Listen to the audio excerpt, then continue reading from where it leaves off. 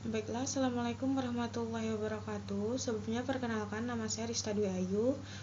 Saya dari program studi Profesi Nurse Universitas Jenderal Ahmad Yani Yogyakarta. Hari ini saya akan melakukan tindakan asesmen pada pasien gawat darurat. Baiklah, sebelum kita melakukan tindakan initial assessment, apabila kita bertemu korban kecelakaan yang mengalami cedera servikal atau cedera-cedera lainnya, yang pertama kita lakukan adalah untuk mengamankan si pasien tersebut. Nah, ketika si pasien sudah aman, kita lakukan 3A, yaitu amankan diri kita sendiri dengan menggunakan APD atau menghindari kontak cairan dari si korban tersebut. Setelah itu kita mengamankan lingkungan. Ketika si korban dikelilingi orang-orang, kita meminta untuk orang-orang tersebut untuk menjauh lebih sedikit dari si korban. Setelah itu kita akan amankan si korban, jangan sampai menambahkan cedera pada si korban tersebut. Nah, setelah kita mengamankan si korban atau kita sudah melakukan 3A tersebut, kita lakukan yaitu APU. Baiklah, yang pertama kita lakukan yaitu adalah alert, di mana kita akan memanggil si ibu ini, ibu seperti itu. Jika beliau tidak merespon, kita kasih rangsangan nyeri. Jika beliau juga tidak merespon, maka kita cek nadi karotisnya. Jika nadinya teraba lemah, kita bisa meminta tolong kepada orang-orang sekitar untuk menelpon ambulan. Baiklah, ketika kita sudah meminta tolong orang-orang sekitar untuk memanggilkan ambulan, kita cek RW si korban.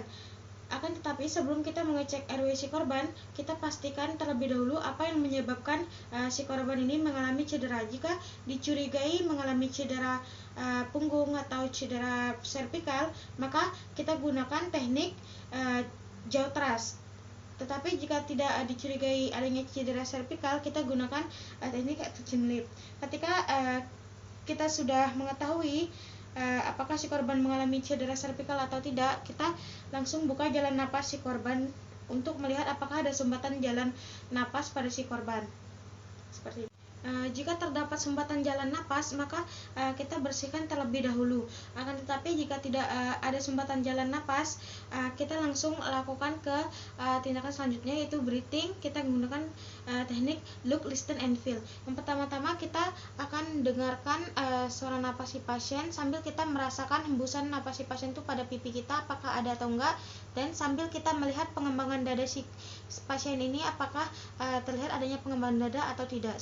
Setelah itu kita buka dada si pasien sedikit, lalu kita infeksi apakah dada si pasien simetris atau tidak, apakah dada si pasien ada luka atau tidak. Setelah kita melakukan infeksi, kita perkusi pada dada si pasien, sonor, hipersonor. Setelah kita perkusi, kita auskultasi.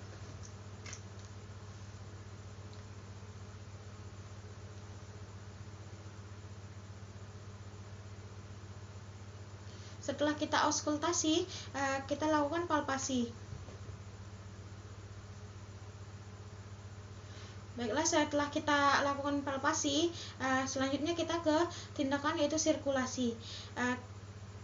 Kita lakukan tindakan sirkulasi yaitu resusitasi jantung paru sebanyak 30/2. Itu dilakukan sebanyak 5 siklus.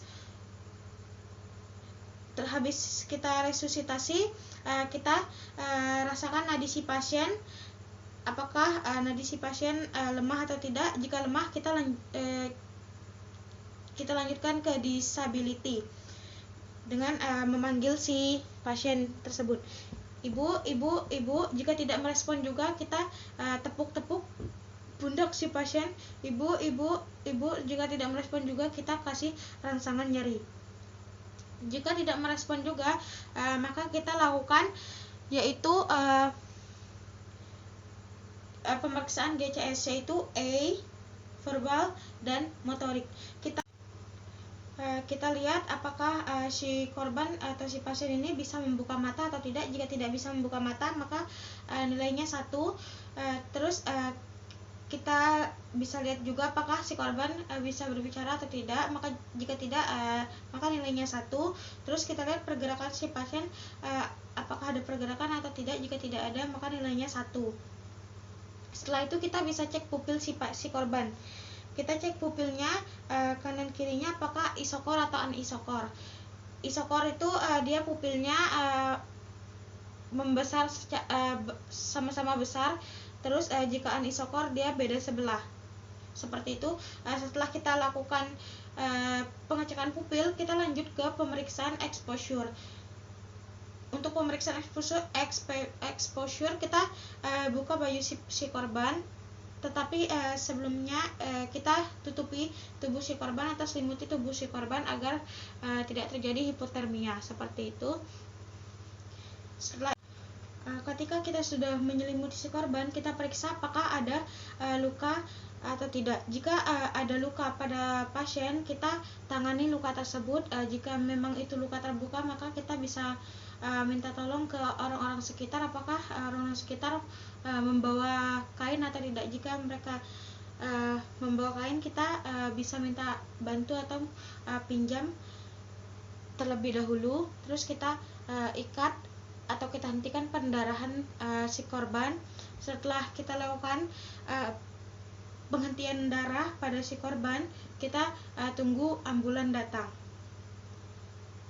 Ketika ambulan datang atau kita sudah di rumah sakit, kita cek lagi airway, breathing, sirkulasi, exposure si pasien, kita cek lagi. Nah, ketika sudah dicek, kita ke arah bagian kaki yang terluka.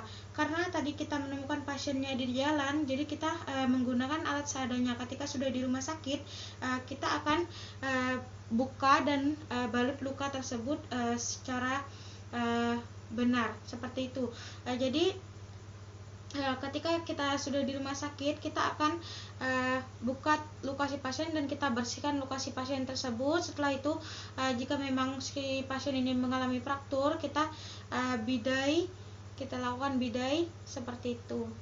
Mungkin cukup sekian video initial assessment dari saya. Kurang lebihnya saya mohon maaf. Wassalamualaikum warahmatullahi wabarakatuh.